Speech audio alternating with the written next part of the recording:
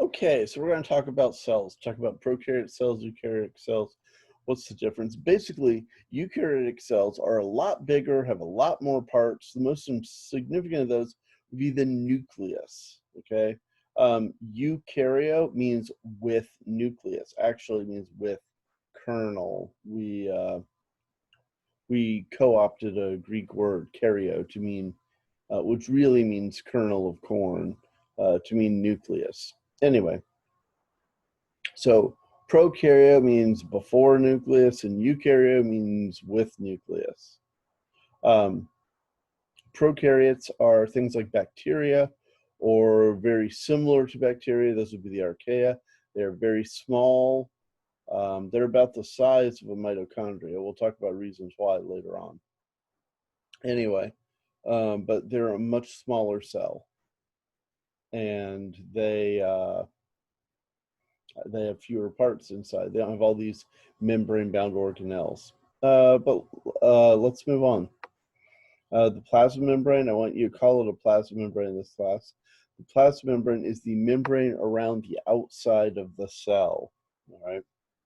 That membrane around the outside of the cell, don't call it a cell membrane, call it a plasma membrane. The reason why is you then are it then becomes easy to remember things like, oh, well, the stuff inside of that is the cytoplasm. Or, oh, breaking that outer membrane is lysing it, breaking it, is called plasmolysis. So if you call it the plasma membrane, it's easy to remember the other stuff. And so let's move on. So prokaryotes don't have a nucleus. I'm talking about the bacteria, the true bacteria, eubacteria. Remember, eu means true or with. And the archaebacteria, the ancient ones. Okay. Their DNA is a little different than the other bacteria. Sorry, their DNA is different from the true bacteria. Now, eukaryotes, things that have a nucleus, that's animals, plants, and fungi. Those are all going to be real familiar to you. The protists might be weird. Protista is a big grab bag that they threw a bunch of stuff in. Things that it's probably, I'm going to use a science word, it's probably not monophyletic. Meaning these things are probably not all that related to each other. They just lumped them together. Now, what I mean is, like, algae are going to be in Protista. But algae sure seem a heck of a lot more like a plant than they do like an amoeba, which is also in Protista. Anyway, so let's move on. Here you see a cell, and this is a eukaryotic cell. You know that because you've got a nucleus and that dark spot in the middle, the nucleolus. Right there you are reading the DNA inside the cell. The DNA stays inside the nucleus most of the time, except when you're doing cell division. But yeah, DNA in the nucleus, and this nucleolus is a spot where you're actually reading the DNA and copying that information into RNA. But the nucleus, so eukaryotic cell, but there are other things too. All of this stuff, the endoplasmic reticulum, they divide that into smooth and rough. The rough is rough because it's covered with ribosomes. And the endoplasmic reticulum with ribosomes on it, we'll talk about later. Ribosomes like little chefs that cook up proteins. This is a protein making site. It's got lots of little protein makers on it. So I think of it as a factory full of chefs cooking up meals. Anyway, so let's move on. Oh, the other thing they have labeled here is chromatin. Chromatin is DNA wrapped around histone proteins. So DNA is not just out there as DNA. The DNA is packaged. Think of thread. When you get thread, it's wrapped around a spool. That's how it's packaged. Makes it easier to handle and work with. Same deal. DNA is wrapped around histone proteins. And the combination of DNA wrapped around histone proteins is what we call chromatin. All right, so let's move on. Here we have a drawing. It shows more parts. You can see sometimes there's so much endoplasmic reticulum, it's hard to see other things. So here you can see other stuff. This is figure 3B. We're going to go over all these things, but this is a good high-level overview of all the stuff that you need to know. I'm looking right here. What are microtubules, intermediate filaments? Where they're saying actin filaments. A lot of people call those microfilaments. Actin is the type of protein they tend to be made out of, though, so yeah, that's fine. Anyway, yeah, this is a spectacular slide because it has all three parts of the cytoskeleton. It has what centrioles do, and yeah, they're made out of those microtubules that are part of the cytoskeleton. That's great.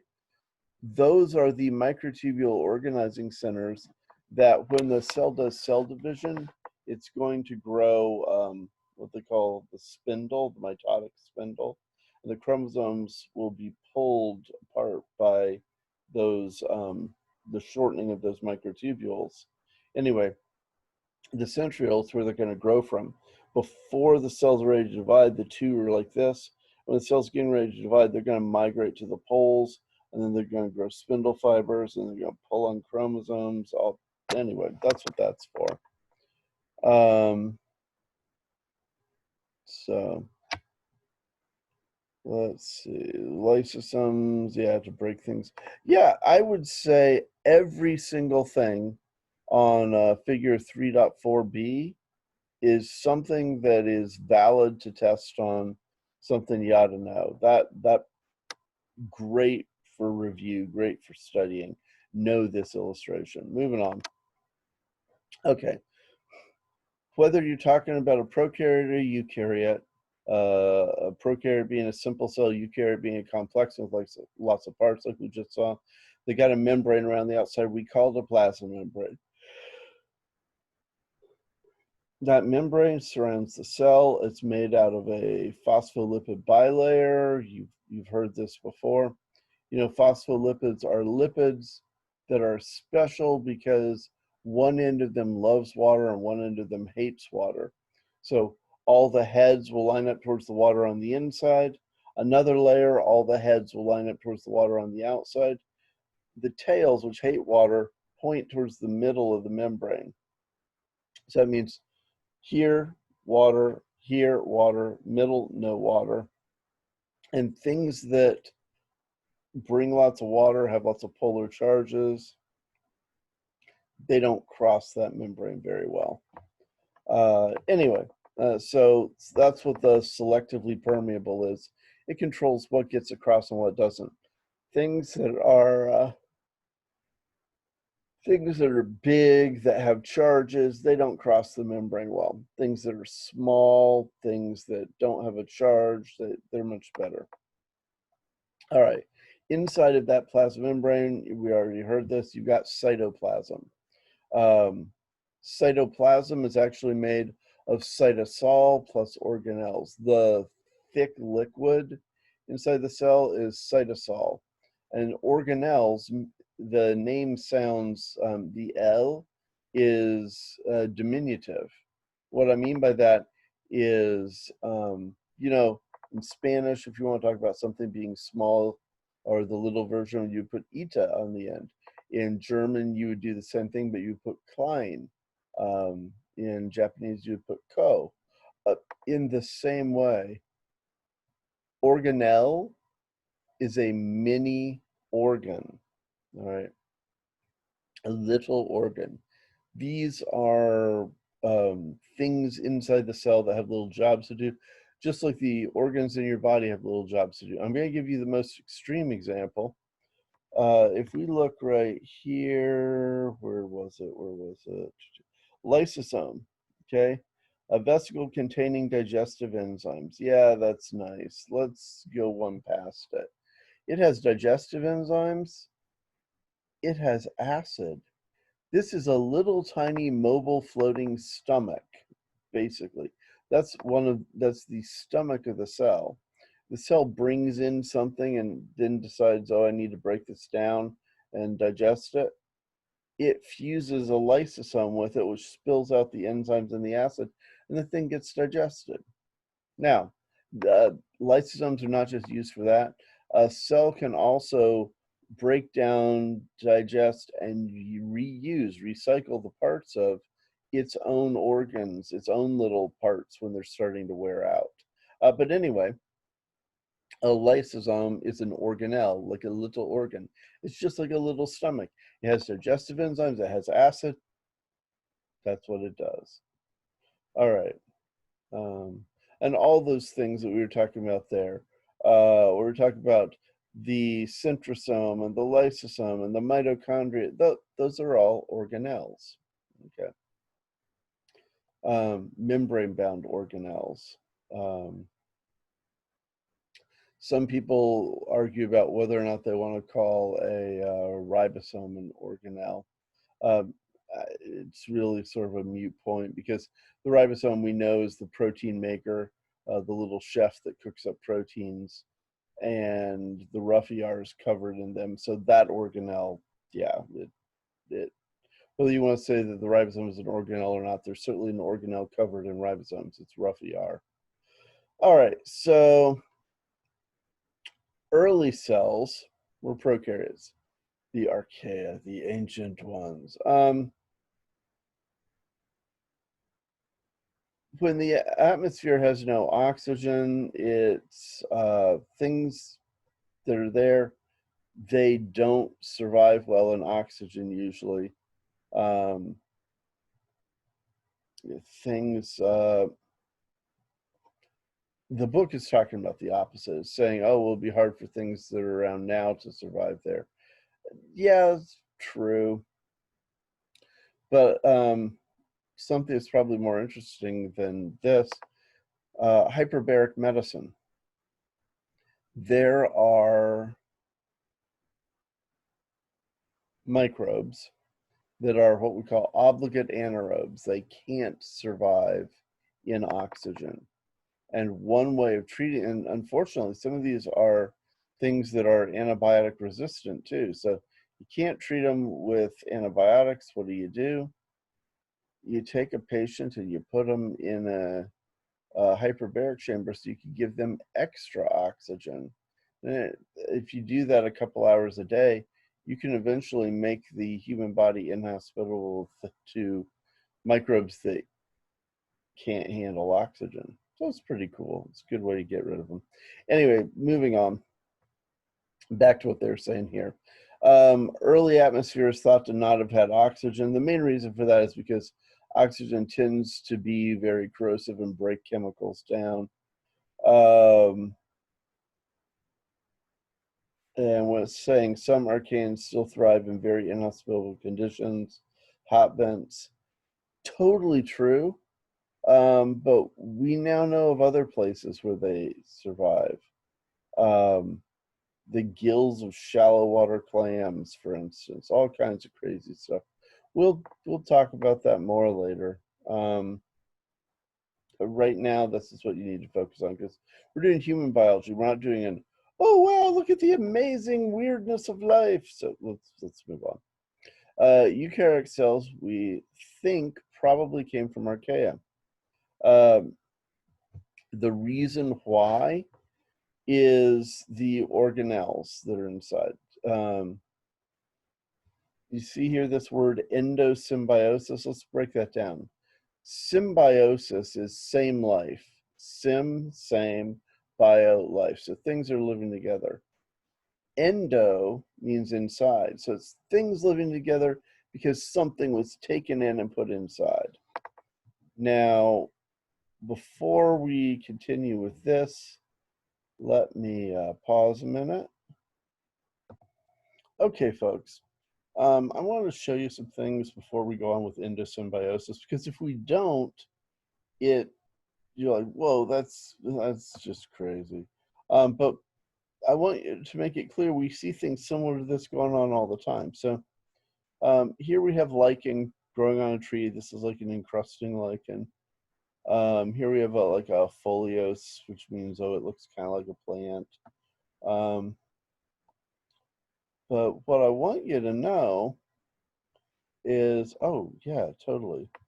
A Nat Geo video. I'll give you guys that video in the links below.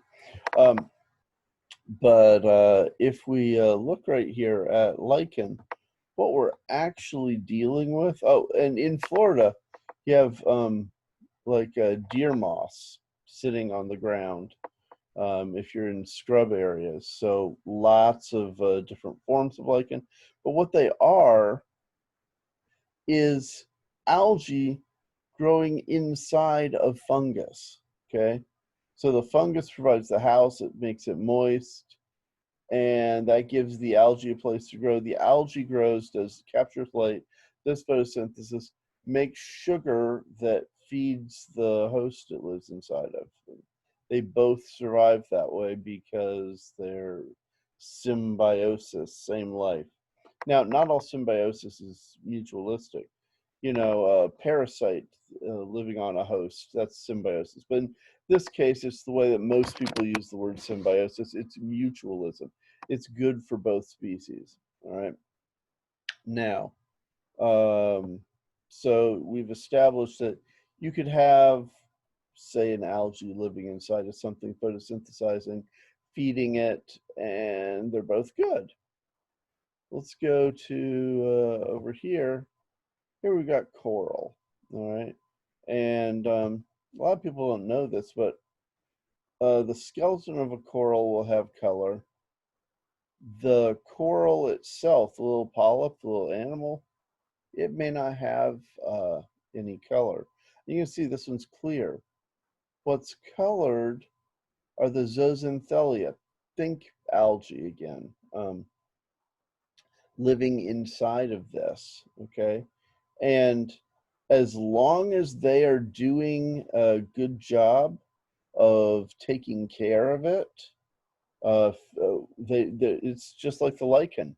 The zooxanthellae capture light, do photosynthesis, make energy, and share the energy-rich molecules they're making with the host that they're living in.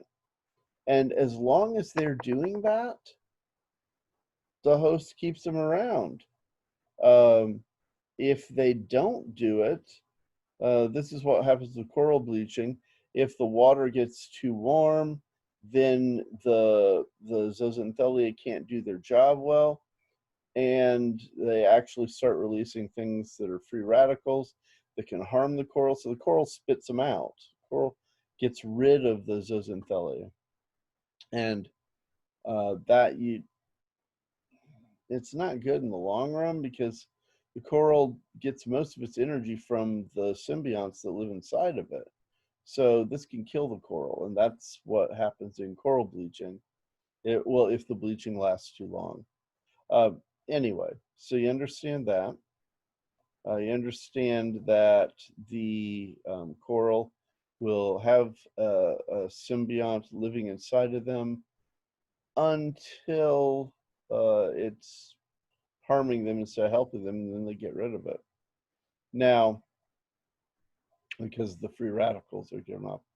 Now, there's another example similar to this. I mentioned it in passing.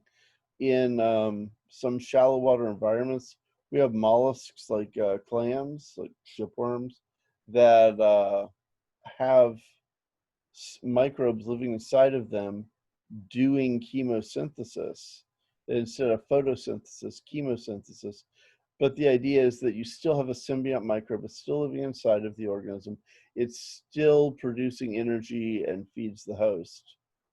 The difference is that with, say, the little clams, if the symbiont stops doing the job well, they'll just digest the microbes. And then as they filter feed, if they find some other microbes, they'll re-inoculate themselves. But yeah, it's like, oh, you're not helping me? I'll just eat you. Anyway, so keeping that in mind, Now we're going to go back to um, talking about endosymbiosis. You can see we're doing the symbiosis thing here. We're talking about things that are alive, that share a life together, and that one is inside the other. So we didn't really go too far off. What I'm going to do now is jump to another PowerPoint, one that I use with my other classes, and you'll see how it's related.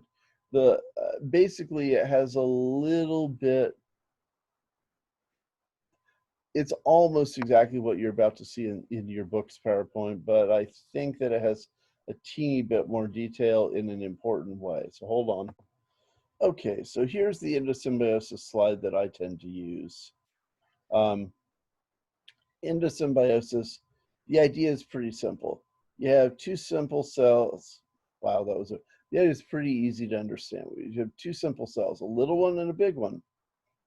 And the big one takes the little one inside. And then instead of digesting it, it keeps it. So the idea would be, for example, a big cell comes in, grabs a little cell, pulls it inside. It's like, I'm gonna eat you. Oh, wait, you'll make food for me? You make energy-rich molecules for me? Yeah, you can stay. I'm not gonna digest you. Keep the lysosome over here. You just stay right there and do your job, and that's cool. And you reproduce inside of me, and I reproduce, and we're all good. Now, you might think that sounds fantastical, or whoa, how could that possibly be? Well, I already gave you 3 examples of similar things happening right now, but let's go beyond that. Okay. Endosymbiosis, you already know, endo means inside of, within. Sim is same, and bio is life. So the name literally means things living together, one inside the other. But when scientists say it, they're talking about how we got complex cells from primitive cells. And the answer is, we think they took in other cells, and then instead of digesting them, they kept them because these cells are making energy for them. So let's go right here. We have this idea, and a lot of people are, well, how could you possibly know that? There were no people there. See that? So I want to talk about the evidence. All right.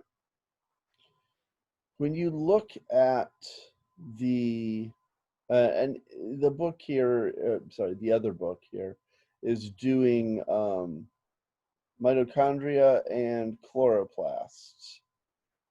But this is true for all the plastids. What I mean is the amyloplasts and the chromoplasts and stuff like that. There are a lot of organelles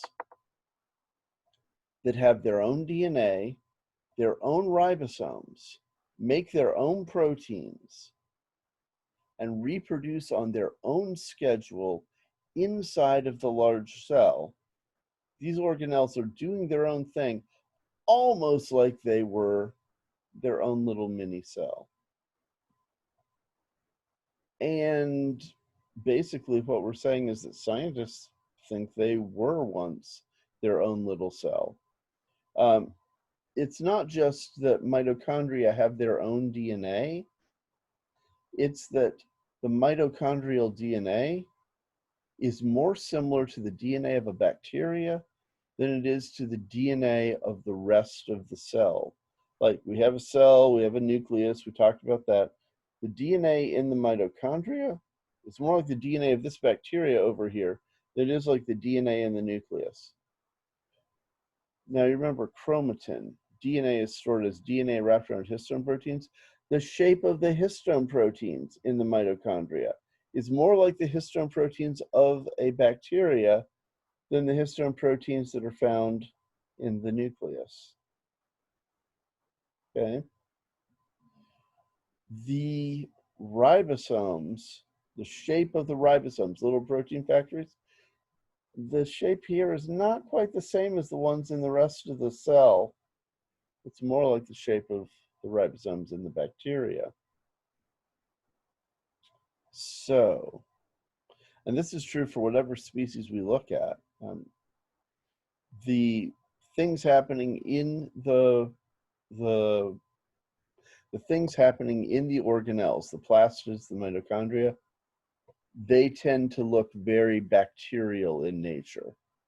And most of these things have a double membrane around them, almost like they had their own plasma membrane, and then when they were engulfed, when they were brought into the bigger cell, another membrane was around them. That's what you're seeing, double membrane in the mitochondria, double membrane in the chloroplast. So this is the type of stuff that we consider to be evidence. Let's move on. Whether you agree with it or not, you need to at least understand the concept for this class. So endosymbiotic theory, remember when we say theory, we think there's a lot of evidence. The evidence is that we keep seeing this everywhere we look. But endosymbiotic theory is that free-living simple cells took in other free-living simple cells a long time ago, and that's how we got organelles and became more complex. That's how our cells got more parts, basically. Those parts used to be other free-living cells. And I know the temptation is that's so nah. But if you think about it, it's not any different than what we're seeing happen right now with coral, with fungi. We have this happening right now. Anyway, so I'm going to go back to your book PowerPoint. Give me a second here. All right, so